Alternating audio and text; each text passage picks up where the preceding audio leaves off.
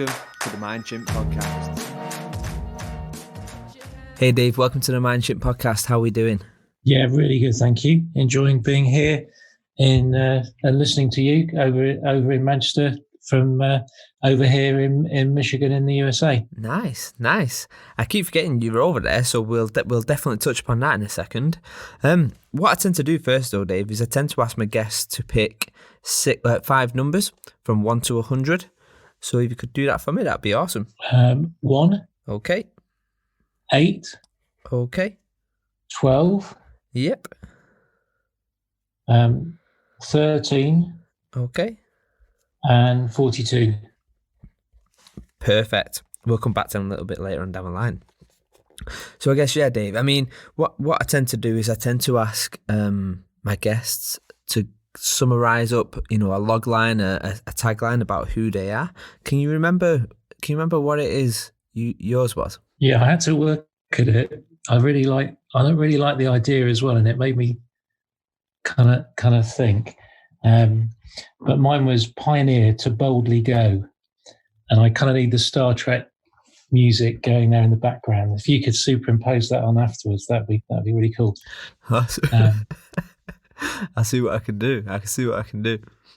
No pressure though. Yeah, no pressure whatsoever. Eh? So when we were in school and the teacher would come up to you and go, "Okay, David," because I'm sure we called you David. When you grow up, what is it you want to be? Can you remember what you would say when you was a child? Yeah, it certainly wasn't David. That was my mum. My mum used to call me David when I was in trouble. I always knew I was in trouble when it was David. It was in the same way that when I was 11 and a half, I would be, or even if I was 11 and a quarter, it would be, "You're nearly David, you're nearly 12," if I was in trouble. And then the kind of the other way around, sometimes it would play you're only, you're nearly 12 or you're only 11. But yeah, what I wanted to do when I was growing up was be an Olympic champion. It was the time of Steve Ovett and Seb Coe. And Steve Ovett was my hero, and I sort of fell in love with running and the idea of becoming the fastest person in the world, even though I wasn't. That dream was a kind of a really big thing. It was also how I ended up becoming a teacher, or part of it. It was becoming a teacher was it was a 4-year degree, so it was an extra year of being able to fit more training in, and I'd love to have a sort of really professional reason for wanting to become a teacher and wanting to make a difference and all those things that I have really enjoyed, but at the time it was just all about running, really. That was all I cared about. Nice. It's good to dream. It's definitely good to dream. So, absolutely. So I guess, I mean, we've spoken LinkedIn and stuff, and I think it was Amy Baval who introduced me to you. But maybe if you could, for the listeners, maybe give us a bit of a whistle-stop tour from kind of where you've come from to where you are right this second in your career, and maybe, give us a quick whistle-stop. So yeah, I trained as to become a teacher, as I was saying, and I took my first job was only for 1 term, and I thought actually that's kind of good, because if I don't like it, it's not too long a time. But I realised I really enjoyed working with young people, and it was in a middle school. I was sort of teaching boys games. It's kind of surreal to think of the way they separated it all out in those days. I was teaching things like rugby, and I ran the boys' football team, although I did run a girls' football team as well after school. And then I had my own class as well, of sort of 9 and 10-year-olds. And I started to realise I loved it. And I've had the most amazing career, Danny, where I've just sort of gone on this lovely kind of circuit of doing different things. I worked in France for a little bit, sort of learning how to paddle, and I was hiring out pedalos and kayaks and Canadian canoes and things like that. So that was great fun. But yeah, I came back from France and got into teaching, and by chance ended up working with a group of young people who were kind of really challenging, some of whom had been excluded from their previous schools. And I kind of I was quite good at it, and not at first. At first, I just found it really confronting. But I think what you kind of get from working with the sort of more challenging kids is you sort of learn a lot about yourself as long as you're willing to sort of look in the mirror and realize that actually you can do something differently, because quite often those kids, it's harder for them to do that. They've maybe had really tough time growing up, and they don't just need one chance, they need lots of one chances. But yeah, that was a really pivotal thing for me, sort of working with those more challenging kids, and really wanting to make a difference to some of those kids, because I grew up in a way that was quite, I was pretty privileged in lots of ways, and my mum and dad were both teachers. My mum was from Moss Side, though, in Manchester. Oh yeah. And she had, she was the first person from her family to go off to college. And she certainly didn't have a what you call a privileged background, and we used to spend all of our holidays going up to Manchester, and it was great. It was great. I got to appreciate the things that I had through her eyes, and really sort of valued that. So yeah, and I think sort of growing up, you get to see so many things, but you don't always realize how lucky you are, or you don't always have those frame of reference, because it's just your life. But that was one of the really great things about going up to Manchester, and not only becoming a Blue, because you used to hear that on match days, the roar of the main road. But yeah, really appreciating growing up by the sea and things like that. I grew up in Devon, and from there I sort of left teaching for a while. I did advisory work. I had a wonderful job where I worked in the Science Museum in Kensington. That was really cool. Working with a neuroscientist and setting up a sort of working neuroscience lab, and I was involved with developing the educational strand of that. That was really, really fantastic. And I was a head teacher I've been head of 5 schools, and that was again something that I've really loved doing, and building a sense of community through those places has been a real privilege. And I've started 2 schools from scratch. But most recently, I've been over in America, in Michigan, and I've just been offered a job to come and work here and work with some of the more vulnerable youth over here, sometimes in Detroit, but the company I work for, I'm going to be working for, they do some amazing things. So really excited to be having a new part of the journey as well. Oh, nice. And I kind of, I've got so many questions I want to ask you about this, and kind of, especially talking about kind of, you set up 2 schools and stuff. But I guess going back into your log line, if you like, to boldly go. If you could break that down a little bit, why that? I think it's that I've always loved trying to do things in a different way. That excitement of trying to work things out and I think for me, when I was first teaching, I was very shy and not very confident, and so there was that sense of that was so out of my comfort zone. Having a larger group of people, whether it was 30 kids or like taking an assembly. I remember doing that for the first time and my hands shaking.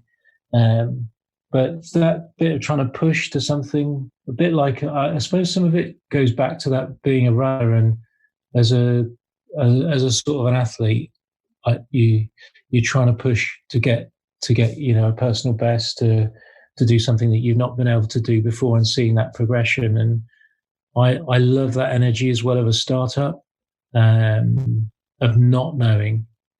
It was great working with Bo, this neuroscientist at the Science Museum.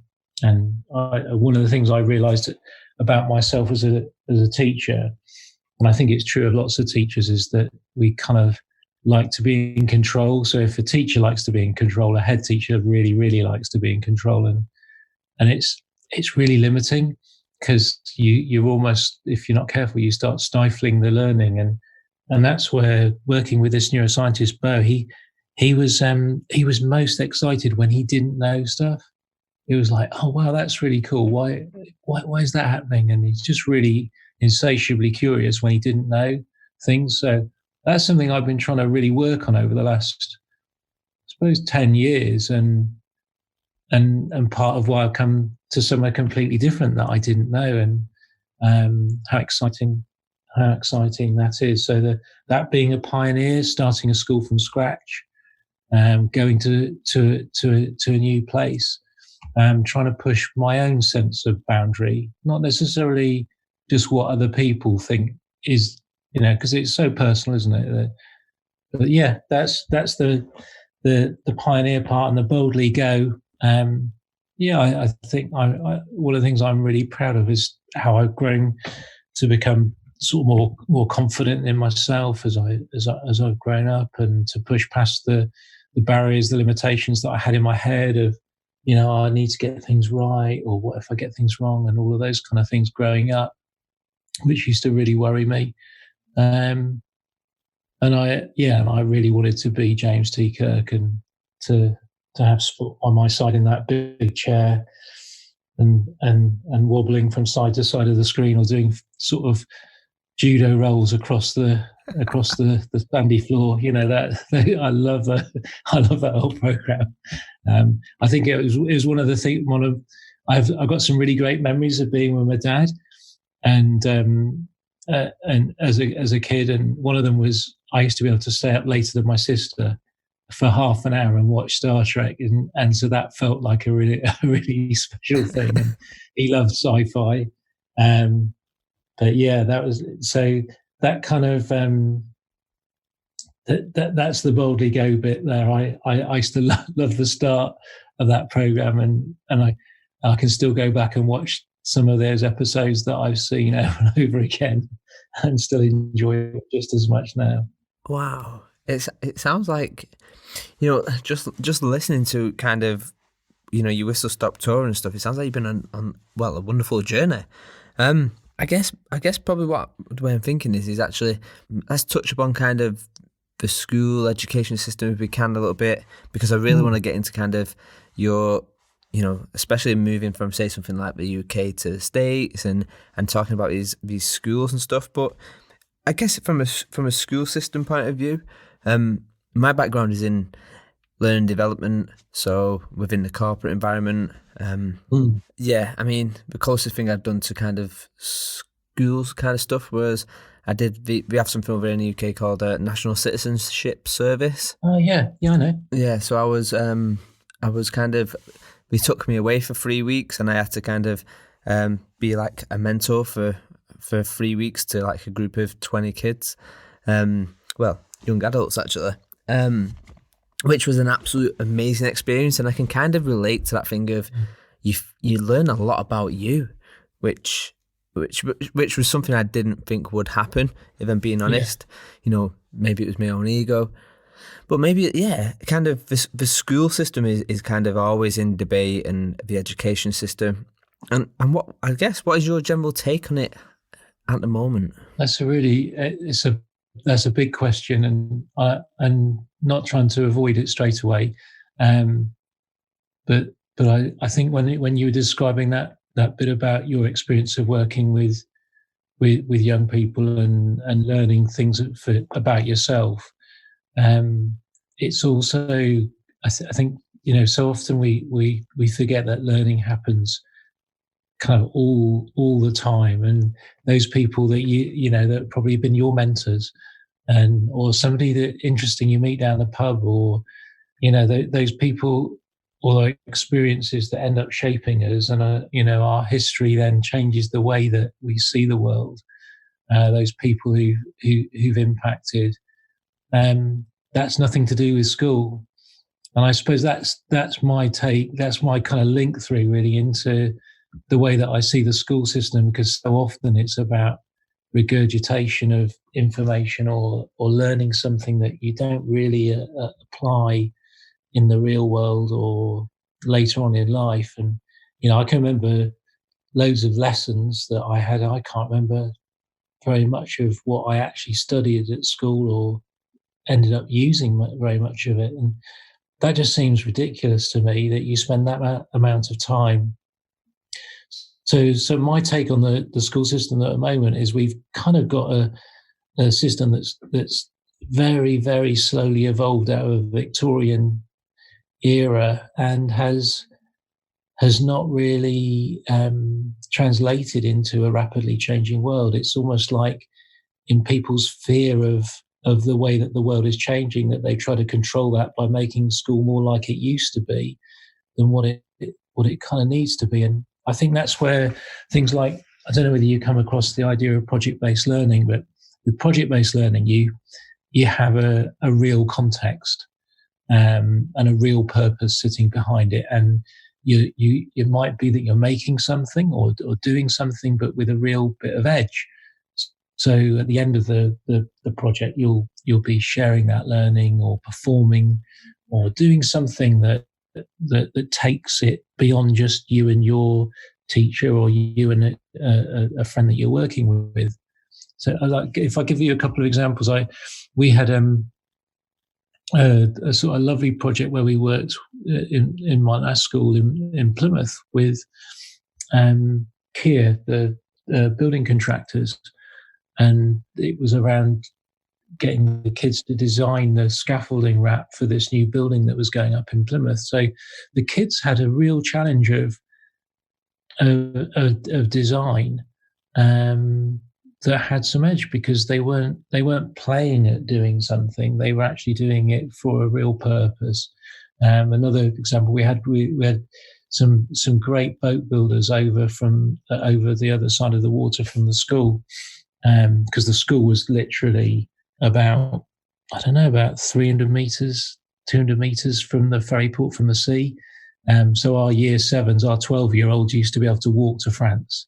And that was really cool. They'd go down at the end of the day and walk across to France, go over as foot passengers, buy things over there, bring them back, maybe even cook with the food that they brought over there. But with being so close to the sea, that one of the interesting projects we had was renovating some old 1950s Firefly dinghies, and we had a group of kids working with real craftsmen, and they worked with this lovely guy and lovely woman who helped them to renovate this boat, and they literally had to strip it right back, do loads of repairs, gradually got it to a point where they could then test it in the water. But if you really want edge, you really want to listen when you know that you're going to be sailing the boat. It's not like this is a pretend project. We're making a boat out of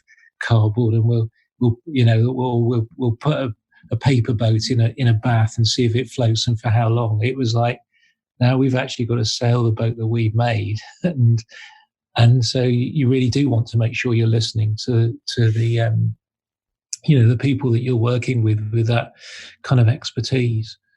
So I think that's where I would love to see more authentic learning, and sort of moving away from things just being out of a book, but being realistic, and kind of that sense of great learning entering the muscle. There's a Papua New Guinea phrase that is, learning stops being rumour when it enters the muscle.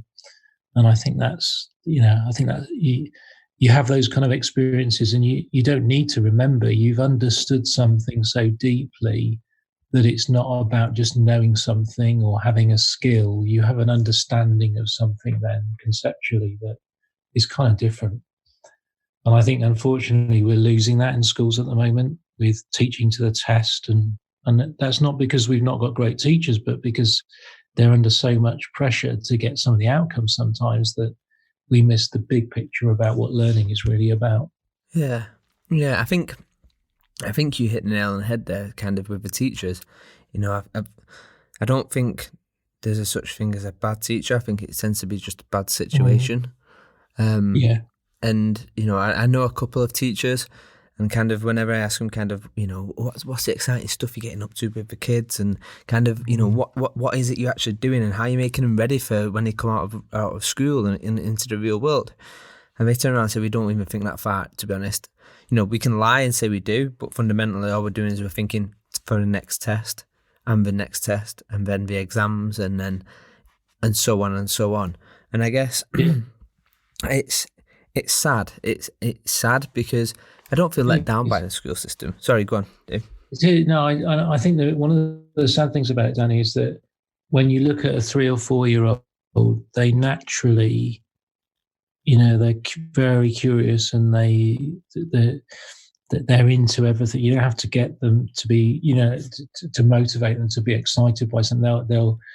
They'll find something exciting in just about anything. It's the way that they're more interested in the box at Christmas than the present, or playing with the wrapping paper. Or they just find things in the way that they see the world. And I think there's a danger that that gets lost in school. So it's inherently there in very young kids. And I agree with you. It's not the teacher. We've got great teachers, so people who work so hard, so dedicated for the young people. But what we do need to do is to give people to build in space, not just to learn a skill or to know something, but to create really meaningful experience. So if you're somebody who's growing up and maybe hasn't had some of the life chances that some people have had, you've got a chance to start to feel good about yourself because you realize you've made something for your community. Those boats that were renovated, they then became part of a sailing program for the community. So those kids felt really proud of what they had achieved.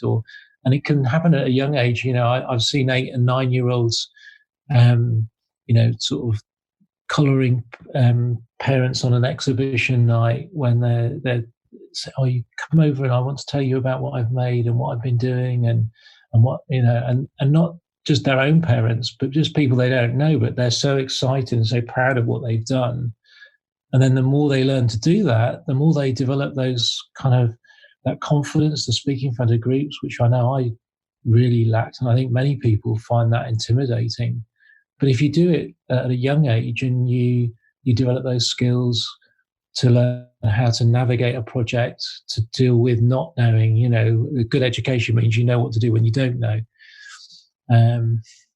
I think those are things that we could do more to support our teachers with, and more to support our kids with by not having some of the rigidity in the system that we've got. So I guess I agree, and I'm just sat listening to you here now, David. And I'm thinking, how do we make that change? Kind of, and while this isn't predominantly about the school system, this podcast, I think there's a lot of interchangeable between the school and education system and the corporate environment. And I think, take out the people who's in there, the demographic of people, the age. I think what you still see in corporate environments is fundamentally what you still see in schools. The kids are sat down in front of a teacher, the teacher's talking at them and trying to engage, but fundamentally it is that thing of once you leave the class or the training room, how much of it is remembered? Not a lot. How much do they care about it? Probably even less. So, but how do we make that shift from kind of where the schools are now to where we want them to be, and kind of what's the biggest barriers with that? I think we've got to think differently about the process of of how to get the best out of people. The way that I'm working for at the moment, they talk about engaging and enabling. There's a real focus on that for them, and it's not just sort of superficial in terms of a couple of words, but it really thinking through about, well, what does that mean in terms of a culture that you're trying to create? And I think so. If I think of my moments when I've been worst as a leader, it's often because I feel like I know more, or I really want to tell people things. And the deeper, and I'm not saying you should never tell people things. That's sometimes really helpful, but the more profound and memorable and lifelong aspects of learning really come from that sense of discovery and creating the environment where it's okay to discover things. Means it's the antithesis of a school culture where you're supposed to get things right. Teachers are supposed to know things and kids are supposed to get things right. So the kids start trying to guess what's in the teacher's heads. The teachers try to tell them more. The head teachers are trying to tell the teachers how to tell the kids. It's really flawed because it's not really about learning. And I think that isn't about schools like you're suggesting. That's is true for the corporate sector. And being an entrepreneur, it's how do you develop that culture of being excited by what you don't know, or giving the space to enable people to really think about, I wonder what this might be. Bo Lotto, the neuroscientist I work with, used to talk about why and what if. Why is that happening, and what if it's to do with this? And I think that's where it's like there's an element of mindset that you're really trying to facilitate, so that when something doesn't work out, and obviously there's that edge in business, there's the edge in education, but we've got to think really carefully about it. We can't say, yeah, it's okay to get things wrong, and then it plainly isn't. Yeah. So I think it's turning I think that's what a good project does, is it turns it from being right and wrong into that sort of that aspect of what have I learned?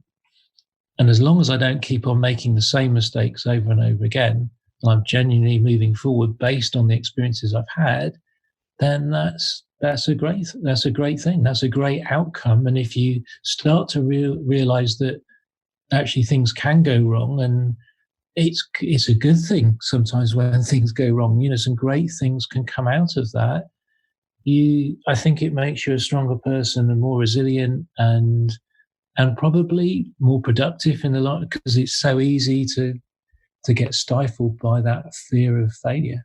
So but I guess when I'm thinking back to kind of and just listening to kind of the stories which you mentioned there about kind of with the boats and stuff, I guess it sounds like your approach is very experiential, kind of, a lot of experience design is kind of cooked into it, whether that's directly or indirectly, but it seems like it's heavily built within that.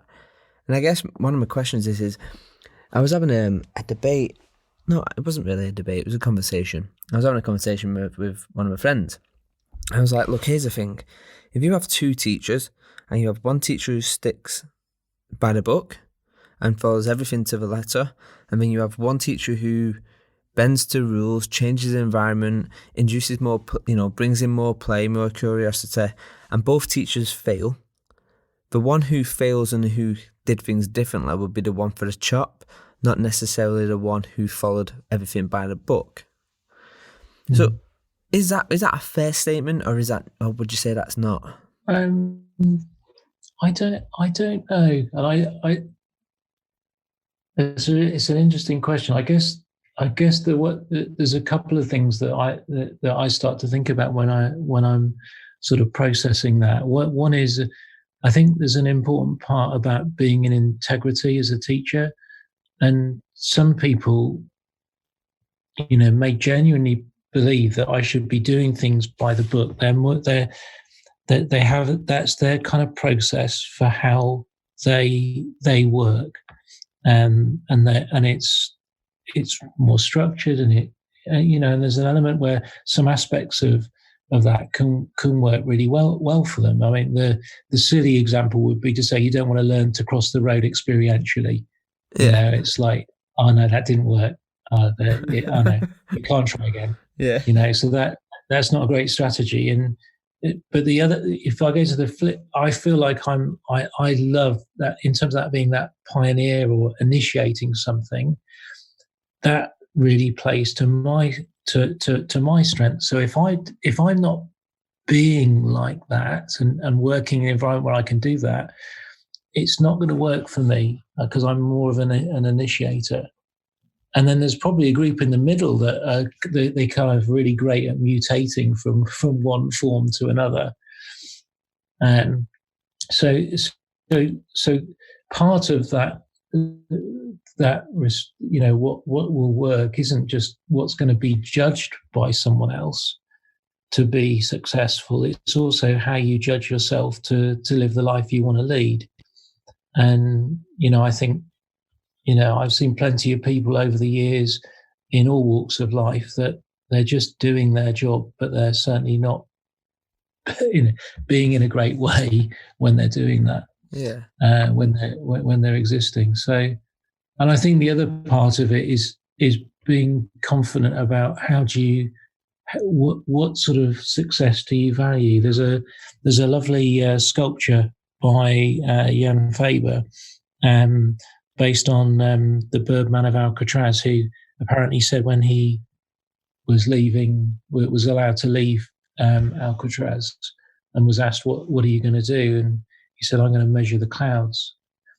And I love that statement. And if you have a look at the sculpture by this guy Jan Faber, it's this bloke standing up and with his arms stretched up with this ruler, like he's measuring the clouds. And I think there is something about, if you're trying to put can you put a value on everything? Is it just about the value of the test, or is it about actually that person, maybe the kid in who worked with a really interesting teacher who did different things? For some of those kids, maybe that would have sparked something in them that actually maybe I didn't do well in the test, but I learned something about myself, and actually that stood has stayed with me in a different way. So it's a really good question, though.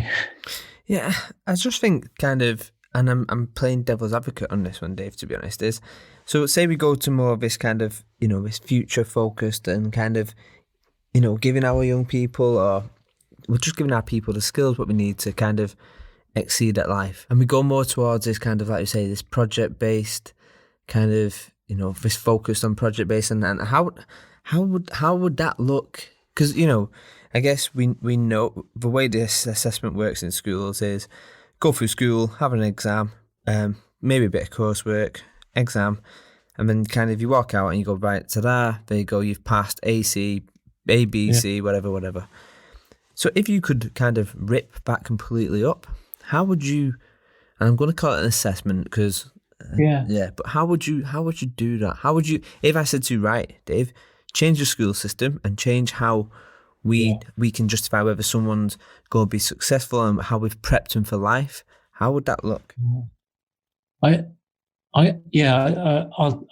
just thinking as well about the other question as well. It's really sticking in my head, that one. I think you are more vulnerable if you do things differently, because I think what happens is that if something goes wrong, it's easy to pin it on the fact you've done something different. And I think it takes time to evolve different practices. And I think also it makes a difference about who you're around and what the climate is and how it judges those things. So, thank you for asking that. Well, that's going to haunt me for a good few hours after this. I'll be thinking about that one. But in terms of assessment, I think that the lovely thing about the word assessment is the root of it is to sit alongside. And so in many ways, you kind of want to be alongside more. I think, rather than assessing less, if you look if you go to watch really little children working with an amazing early years teacher. And I've been really privileged to work right across the board from, sort of, preschool through to right through secondary. And I'm absolutely in awe of sort of the reception and preschool teachers, because to me it's like the dark arts. It's like herding cats. I get what you're supposed to do, but it's really impressive the way those teachers work with a young person. But they let the kid get into something, and the great teachers there for me, they come in alongside, and when the kids absorb, that's when they're asking their questions. That's when they're stretching the learning, and so it's got a real context. And I think that's what happens as you get older. And I think again, when you whether it's in the workplace, at university, at college, or in secondary school, however old you are, what I think good teachers do is they have a set of criteria that they're working with, and that it's not hidden to the student. The young person is aware of what great looks like, and then it's a conversation around,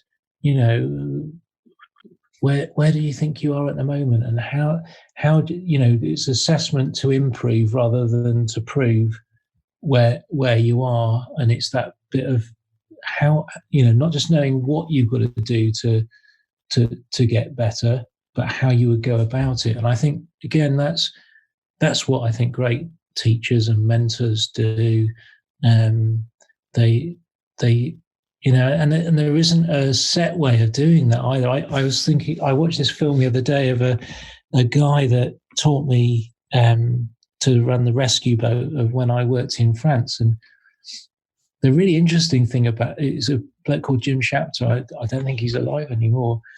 And Jim was quite a hard taskmaster, but he would tell you exactly what was needed, why it was important. He'd show you, but then he'd let you struggle. And, he'd make you feel a bit uncomfortable. But I think he judged that, depending on who you were, of just knowing how far he could push you. And I think what sometimes a good teacher does is they see the potential in somebody before they see it in themselves. And, particularly, I think that's true of good leaders as well, good people in business. They see something in something before maybe others do. Yeah, I think it's like, it becomes this personalised approach more than anything. I think I was having a conversation recently, and I was with one of my clients, and we was talking about, we need to put this in place and we need to put that in place. I'm like, no, you need peer-to-peer, you need a community, you need a sharing, a place to share. You don't need the next. I mean, don't get me wrong, I'm big on tech, digital, and kind of, innovative approaches. But I'm much bigger on kind of peer-to-peer and community. Yeah. And it's an interesting one. But I guess one of the questions which just kind of sprung to mind listening there is, we know kids and tend to be naturally curious. And I'm lucky in that respect, and I think it's down to my parents and the people who's around me. I've kind of kept my curiosity, and I kind of say, the best question is that kind of why is it that way? Why can it not be done this way? And kind of that thing of how can we break it to build it again? But do you think, why is it you think, I mean you might not, but why is it that as children we have this bags and bags of curiosity and play, and then when we get older and we have to kind of go into this corporate environment, why do you think it kind of gets overlooked? I think there's a Chinese artist, Ai Weiwei, who says that creativity can only be unlearned, and I think that's probably the nature of that, and of what's happening in that situation, of why young people, it's like being curious is part of your job description when you're 4 years old. It's not like an optional extra that you've had to work at. It's who you are. And again, if you think about play is a very natural way of learning, and not the sort of play of of a game with rules, but that playfulness of that you see in an animal like a kitten or a little puppy. Um, I was watching some foxes the other morning, the fox cubs, 5 of them with their mother, and they were you could just tell they were having a blast, and they were jumping up on a fence and rolling around and all of this thing, and that's how they're naturally learning. And I think that that's where sometimes school can be unhelpful, or a culture in a business or organization can sometimes be unhelpful too, because sometimes it will just it takes away that natural process of being curious. And I can see in a 6-year-old in many schools in England that they're already playing the game where they've worked out the teacher's asking a question, and it's a retrieval question of where they've got to guess what the teacher's got in their head. And there's a guy I used to work with, Rick Meek, and he talked about this idea of having killer questions. And so rather than the retrieval question of who killed Tybalt, the sort of killer question is who's responsible for Tybalt's death. And one's you've got a very simple answer. The other one you could spend weeks talking about. And I think that's, again, in terms of how you build that for young people, for in that culture in a business. I was up in I went to a garage sale yesterday. We were just driving by in this place called Traverse City in North Michigan, out in the middle of nowhere. And Lake Michigan is huge, incredible place. And he was talking about just different ways that they created within their company to improve it. And one of them was that there was an expectation that everybody shared an idea. I think it was every quarter of something that was kind of bugging them, annoying them, but not just what was annoying them, but what they thought might help and make a difference. And he was describing how in this with this engineering company, this guy had said, it really bugs me that this I don't know, it was a bolt or something that they were making, this piece they were making, and it had been manufactured the same on both sides. And it said, but when you actually screw this thing in or put it in the machine, you only see one side. So why do we make it like that? It would save the amount of time is needed to go into this machine process. And this guy said, this was somebody who was on, working about, I don't know, $12 an hour or something. It was not a highly paid job. He was then saving tens of thousands of pounds every year. I mean, it was over £10,000 a month. So over a year and years to come, huge savings he's made. And, it just gave that as an example. But do we really enable and engage people into that way of thinking and capitalize on the great ideas that everybody has? And that difference of seeing things differently is always something I feel like I've learned a lot from kids, because they've got this wonderful kind of naive way of seeing things that it opens up the world in a different way than you were perhaps thinking as a teacher who's trying to make a point. Yeah, I think one of the kind of the things we do as adults is put a process there. If a child was to say, why is it we're doing that? We just kind of say it. It's a genuine question where, if we was to put this into a corporate environment, there'd be a process in where you've got to answer a question. There's a filter you've got to put on it so you don't appear that you're coming across as aggressive with, calling somebody's idea bad. Then it'll go through this chain of email Bob to email Sue and it becomes this kind of really like drawn out process when basically, like I say, it's just a question. It's just a question. Yeah. And there's something really powerful about asking questions. again, in a really good project, you tend to have this driving question that that driving question that people can really inquire into, and really really make it kind of holds the whole thing together. Yeah. And it makes you stand back, and it's when somebody asks you a good question, you tend to you naturally just re-examine things, I think. So, I mean, I kind of want to get into kind of the schools which you've created. So maybe you could quickly tell us about what they are, and then I can kind of start getting into that a little bit. Yeah. Well, one of them's I co-founded a school called School for Inspiring Talents. It's based in Devon, and it's for young people that maybe have had a very hard time in the school system, don't fit in particularly easily, maybe have been excluded, and typically won't be able to get a place in any other setting. So we myself and a group of others, we were trying to set this up, trying to get local authority and central government to fund it. And unfortunately, although we got to an interview with the Department for Education, we weren't successful.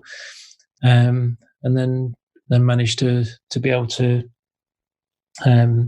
obtain some funding from a wonderful person who wanted to invest in the school. And Mark Escott, who is the other co-founder, Mark did an amazing job at then bringing that school to life and reality, and is making a huge difference. It's the UK's first trauma-informed school, and he's doing some amazing things, as are his team at the school. It was lovely to be a part of the starting of that, and seeing something grow from an idea into a reality. The other schools, school in Plymouth School for Creative Arts. Now, I was there for 6 years, and again, it grew from, we had just over 90 kids on day one, over 1,000 students now, and seeing that project-based approach take hold there was a wonderful experience. Really, really challenging, because you're kind of making it as you're going.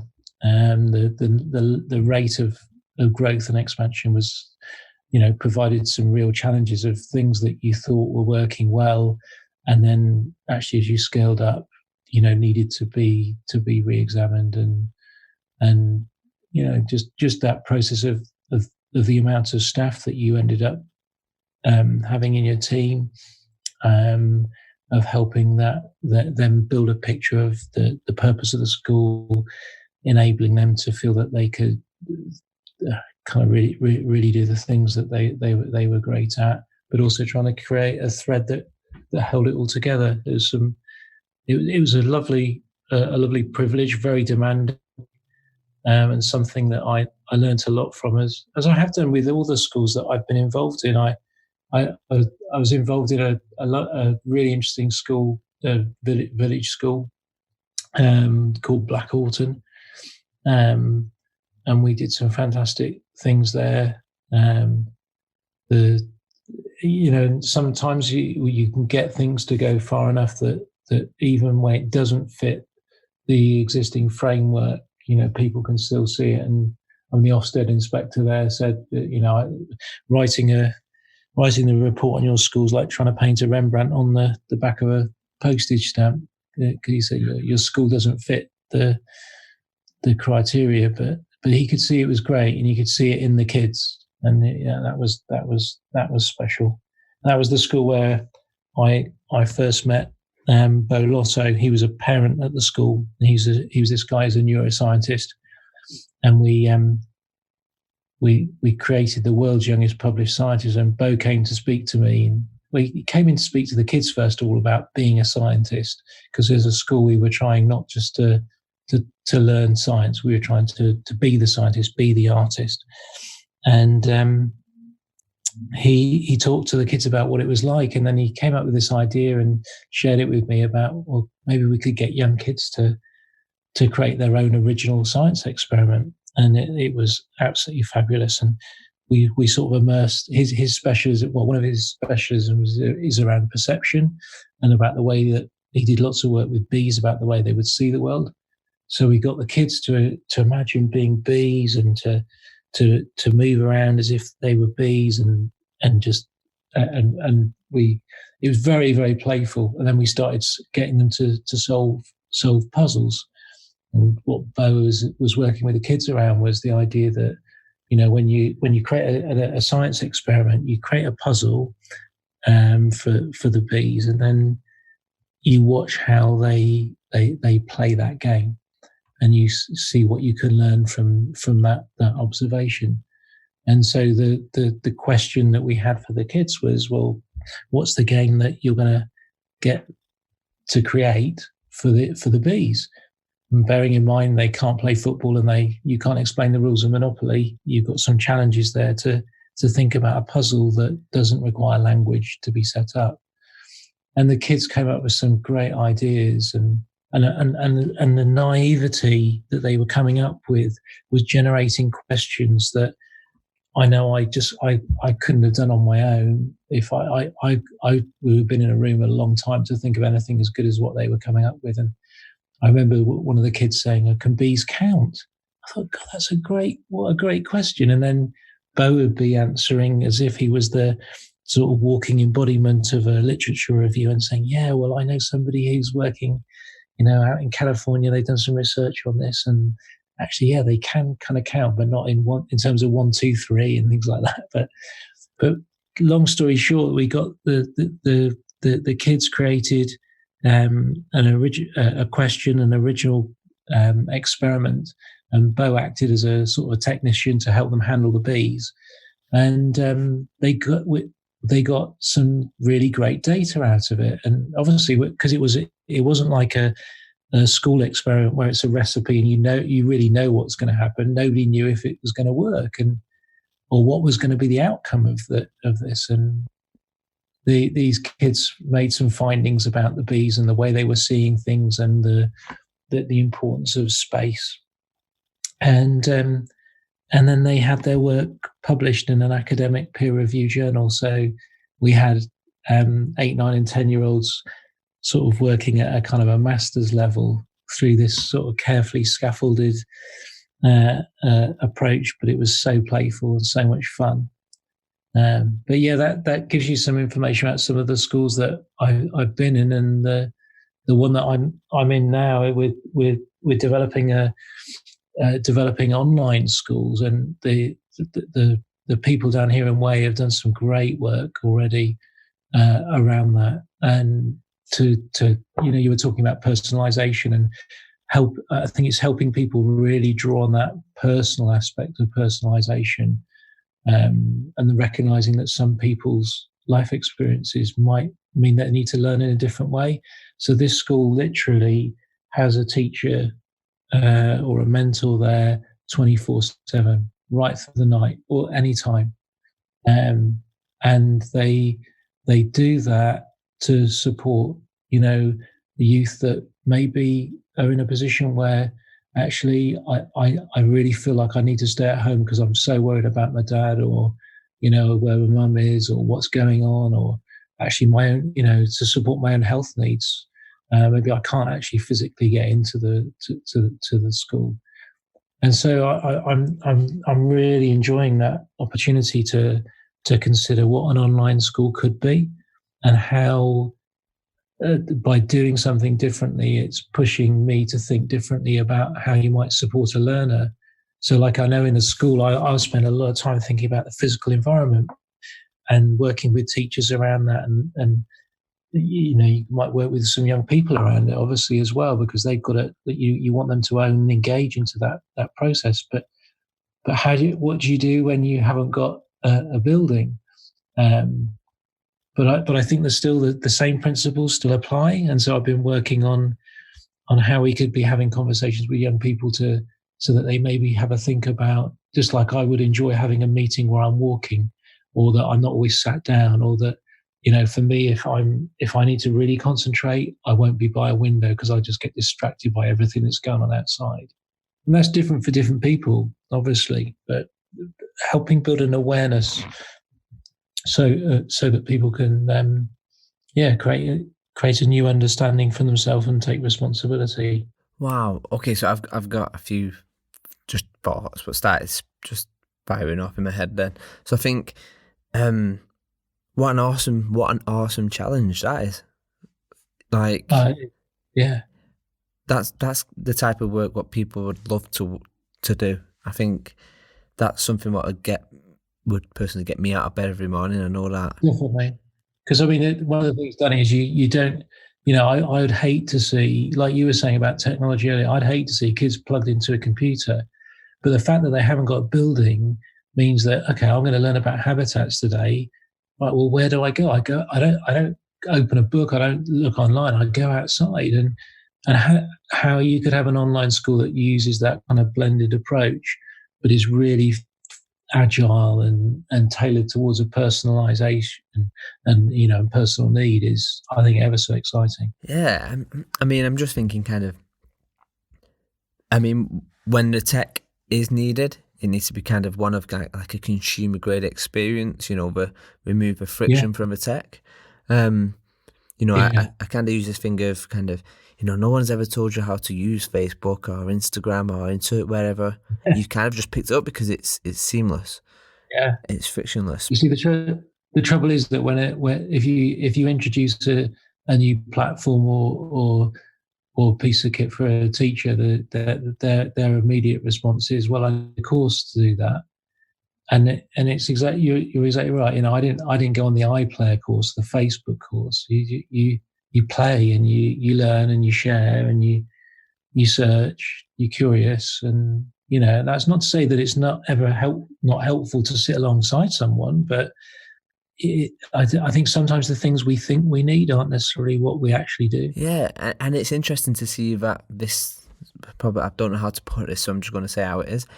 But the older generation putting their problems on the new generation's challenge. So, Mm, it's like you say, bringing that in, and the teachers, I'm using old generation, but it's not. But I need to go on a course. Well, actually, modern learning, modern workplace, whatever you want to call it, actually, they're removing the courses as quick as possible. It's performance yeah, support. It's kind of, actually, just tell yeah. me what I need to know, I think it's Bowen. Bowen use simple things like a checklist. Um, Mm, there's a great book called The Checklist Manifesto. yeah, And it's just kind of, they use checklists as a performance support. Like, we can tell you how to use a plane, but you really don't need to know. You just need to know how to make it work in its day to day. So yeah. here's a checklist, or here's Uh, a performance support. and sometimes as well, if you limit, I think there was a lovely, really great teacher that I worked with, a guy called Ash Todd, and Ashley, he got some a 3D printer and some new software for it, and rather than get it, and he'd already had a play, and rather than him sitting down and teaching the kids how to use it, he just said, "Well, could you go and play with it, see what you can find out?" And they found a whole load of different things than he would have found out. So Yeah, it not only supported their learning in a deeper way, but also it supported his own learning by him having the confidence of somebody who was really good with technology, but still could stand back and let the learning happen. yeah, and it becomes this kind of, I call it, I'm going to use reverse mentoring, but it's not a great term, but it's kind of this reverse, like the younger generation are picking stuff up, and kind of, it becomes this search and discover rather than this directed, here, go here, this is what you got to do. And I think that's Yeah, that's kind of where we see some of the best ideas, right, in life. We see a challenge and we yeah, go, actually, I'm not going to tell you how to fix that challenge. You go and remix, and I'm using Amy Baval's term here, go and remix, and, yeah, and figure out a way. Just because that tool's made for that, it doesn't mean you can't tweak it and make it something for something else. yeah. Definitely, and that's not to say you don't need to learn, some basic skills and develop those so that you can apply. But sometimes by having that context of I really want to be able to do this, it drives you to learn those things differently. Whether it's writing through blogging about something you do care about, rather than being asked to artificially write a letter to somebody that's imagined, and those kind of things that sometimes we do in school. Yeah, I think it is it's interesting how you blend and develop that in a way that works for different people. And some people are very good at catching things just in the ether, and some people need a different structure to enable them to get to the point where they feel really ready to play. It's a fascinating part of our uniqueness as human beings. It's just, I can't help. So I'm doing a talk in June, and I'm talking about how we need to be looking at a human-centered design approach with Yeah, experience design and then a consumer-grade experience. It's like this freeway thing what I've designed, my flow of how I design. And I can't help but yeah. think this is kind of where it sounds very, where it would be a great example. But I guess the thing what's jumping out in my mind is it's kind of, you're giving the children or whoever, it's a bit like shaping your own adventure, design your own journey. It's like, I don't know. I'm kind of. I shouldn't really be ideating when I'm doing a podcast, but it kind of becomes this kind of shape your own adventure, design your own journey. It's, I don't know. I What feel I like, love that just happened then, Danny, is that there's those. You see, there's a moment then when you become curious, you start to make connections in ideas, and and that's what as somebody who's skilled at interviewing, that's what you have to do. But there's that lovely energy of actually I can't help but get excited by something. Sometimes I've just seen something that I really need to think about or to say or to talk through. And I think that's there's an energy that comes from that human-centered approach where if your needs are being met, where you've got a sense of being valued, there's a sense of attention, or whether it's social connection, I've got a sense of control in my life because nobody likes to feel everything's completely chaotic. But if you start to have those human needs being met, you create the environment then for all those other things to really work. And again, I think in business and in schools, it's easy to lose sight of that as a platform, in terms of needs. And it's if you really pay attention to those things, then you draw out you maximize the resource that people undoubtedly are. wow. I'm yeah. I'm gonna be thinking about this problem tonight. I know for a fact I am now. It's not a problem. I'm gonna be thinking about your challenge. I'm just gonna be scribbling. I know for a fact I am. But I guess yeah. So I mean, let's move a bit sideways. So these next couple of questions, they're going to be a bit quick fire-ish, Yeah, but they're not. To be honest, if you want to go deeper in them, feel free, and you can apply them to kind of your personal or your professional life. It's either or. yeah. Okay, so I guess the first question is: if you was to give a book as a gift to 5 people, what book would it be? Oh, that's that's really hard. Oh, I don't. Oh, I really don't. I really don't know. There's so many books that. Oh, and I'm a really slow reader as well. That's the other thing. So I tend to have a book for about. I read quite a lot, but I read bits of things rather than a whole book. Um, Yeah, I'm the same. So I, I have dyslexia and dyspraxia. So yeah. I'm the same. I I mean, enjoy reading. I struggle though with even if this was a film, we were talking about which film would you give to 5 people? Because I probably would choose a film for the person that sometimes you watch something and you think, oh wow, that's great. So and so, oh, they're going to really like that. And I think it's maybe similar for me with with a book. I I'm really struggling to think of one that I was. Okay. Can I change the Yeah, question then? yeah. Go on. And Yeah. and and these questions are particularly hard. So do not worry if you struggling to think of them. That's the idea, I guess. If you used to Yeah, give yeah, a gift to a child, what gift would it be yeah. and why?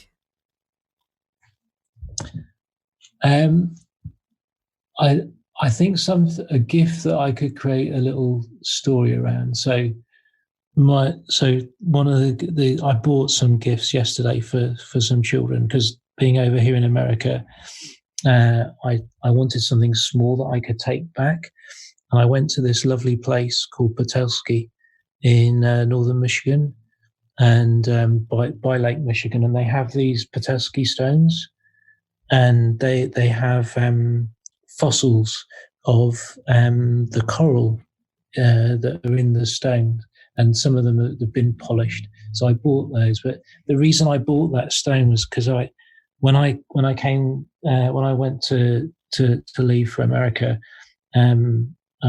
my girls had and my wife had hidden three little stones in my bag. I didn't know they were there, and so when I opened them up, there were these three beautiful stones. One that was sort of shimmery, and Iris, my youngest, she said, "Whenever it shimmers, Dad, you'll be thinking of me." And Edith, my next oldest, she puts on a little picture of America, New York City, Niagara Falls, and Plymouth on this little map which were places that we talked about maybe going to together. And then my wife had Claire had put in a lovely heart-shaped stone. So I think having that, there's something about the story and the narrative that goes with things. A pebble that I can take back and share my story, my journey of going to America. And I know one of the stories I'm going to tell them is I had the chance to go with some friends to Florida. Glenn and Beth, who run the Way um, schools, they've started. I mean, I thought I was doing quite well starting two schools. I chatted to them the other day. They've started over 50 schools. They're amazing people. And I went to stay in Glenn's house in this place called Gasparilla Island, and we've been fishing, and it was absolutely amazing. I saw a manatee there, a sea cow, um, and it was just incredible. But it was Iris's birthday, and so because it was 5 hours time difference, I wanted to ring her before school started. So we'd been up quite late till about 1 o'clock, and I'd gone to sleep, set my alarm and to get up at 10 to 2, and I crept outside. And so I went to slide open the door. And just before I started to open the door, I could hear this sound outside. It sounded quite loud. Anyway, I slid the door open, and you could hear this. And I was thinking, God, that's big. And I quickly pulled the door closed, thinking, what the hell is that?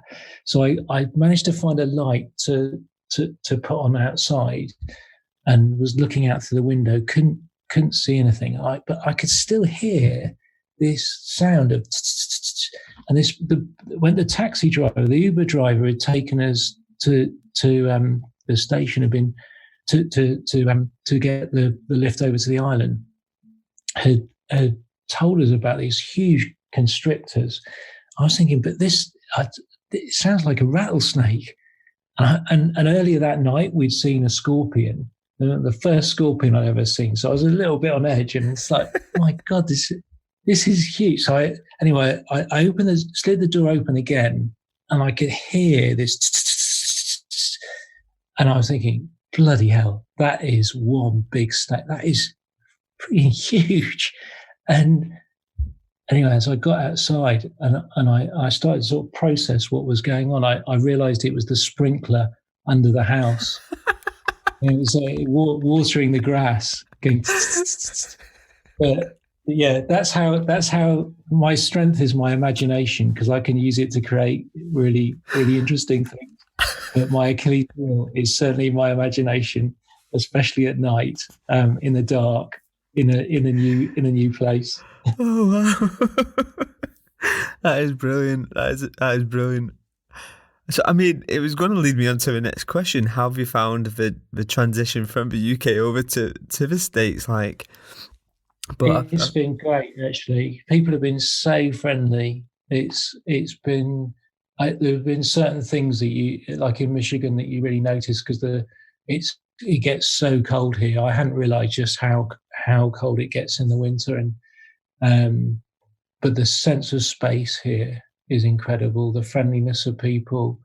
Um, but I think the thing that I've been most left with is just how inspiring. You as a pioneer, you kind of look for other pioneers, other people who are initiators or architects or who design things that you think are great. And it's felt like a huge privilege to be working with a team of people at Way here because they really, really care about young people. They don't just, it's not just a job to them.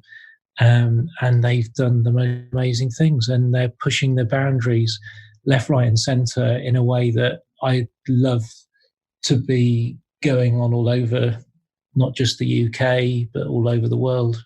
They're really great people. wow. I mean, I guess we'll do one more quick fire round. Actually, if that's okay with you, Dave. I just want to be mindful of your time, really. Yeah, no, that's great. So let's just pretend you can have a billboard and it's outside of a stadium and 1 million people are going to empty out that stadium in 5 minutes' time. What message or what would you put on that billboard for 1 million people to see?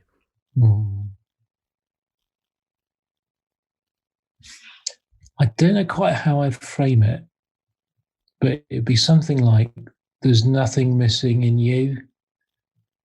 And I think it would be something like that because I think so often we strive to, we place like happiness as a destination, or I'll be successful when I've done these things, Whereas I really believe for people to be their most creative, to be their most inspiring, they've got to connect to the fact that there's actually absolutely nothing missing in them, and there never was. There might be loads of things that they want to develop and get better at and do differently and all of those kind of things. But the idea that there's nothing missing in you, I think that would be a great message to get out to 1 million people. Yeah, definitely. I like that. I like that a lot.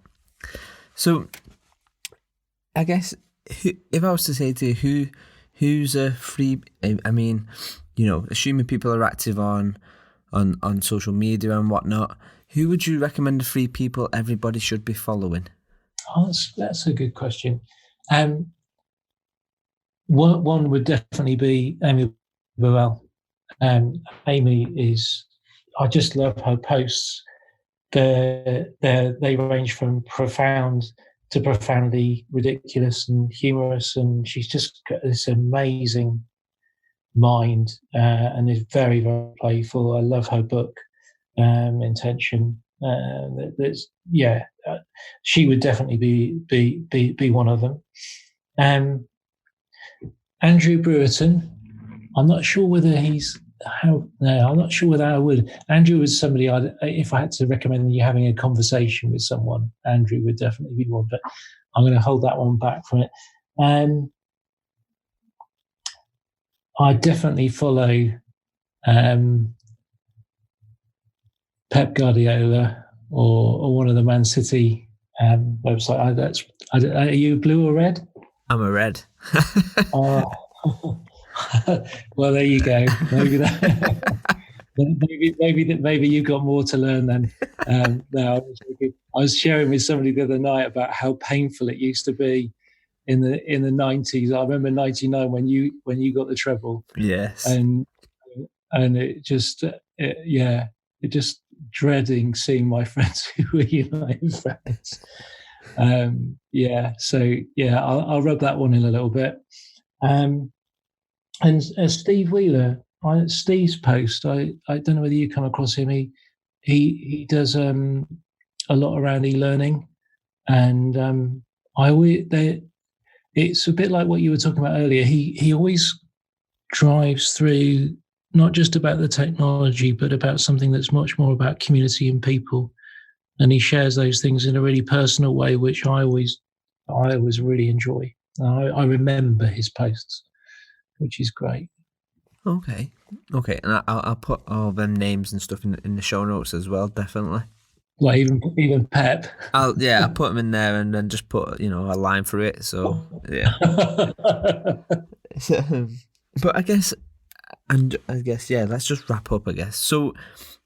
If you used to give, I don't know, 5 tips to somebody either coming into, I mean, I kind of wanted to ask a question about what you think the future of education is, but I feel like you're already there in a way.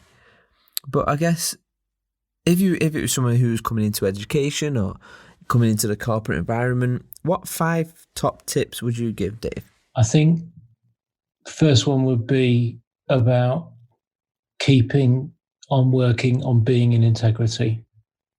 I like the idea that integrity is a mountain with no top. It's not something that you can just say, yeah, I've got integrity. You have to keep on working at it, and that not just being your word, but valuing your word, honouring your word, trying to do the right thing. So being in integrity would be my first and foremost. I think so much happens if you do that. I think being playful, and the flip side of it, sort of my second and third kind of go together, is recognizing when you're adding too much significance in. I think sometimes that can be, you can take yourself too seriously, get wrapped up in your own ego and all those kind of things. So I think it's really, that being playful is a great antidote to taking yourself too seriously. Whether you need a rattlesnake or not is another thing. But I think there's one about not going slowly. I think sometimes you can rationalize why not to do things. So going fast, going for it, just that would be another bit of advice. And my final bit would be not to get hooked into the money side of it, because I think some of the best experiences I've had, and things that have later led to me getting some really well paid jobs have been because I didn't just follow a linear path. I followed my nose. I went with the things that sounded to me like I would learn more. Like coming here, I didn't know what it was going to be like, but I was really excited by what I was going to learn by coming to work with Way. Okay, perfect, great, thank you. I guess there's just kind of 2 more questions and then we're done. I mean, at the beginning of the beginning of the podcast, I asked you to name some numbers, pick some numbers. And them numbers tally up to some random list of items on my list. Okay, so the items which you've got are a spoon, a slipper, a stop sign, a hanger, and a boombox. And the idea is you're on a beach, maybe let's call it a little island, deserted island, just you. What are you doing with these items, Dave? Well, I think I'm going to be singing with Amy. Okay. I think that I think with the spoon, I'll play spoons. I'm probably best not singing. She's got a good voice, hasn't she? So have you seen those things done on YouTube with the sort of history and taking pop songs from the 80s? I love those. So that would be fun. That would be good. I think I'd be singing with her. I think there'd have to be some sort of competition with my kids and my wife as well. Just something random. I'm sure I'd leave that bit to Iris to design, because she will come up with the most ridiculous competition and it will therefore be the most fun. So that would be something that I'd be doing. And if I could make something to catch fish as well, I really enjoyed that when I've been fishing for years, and when we went to Florida.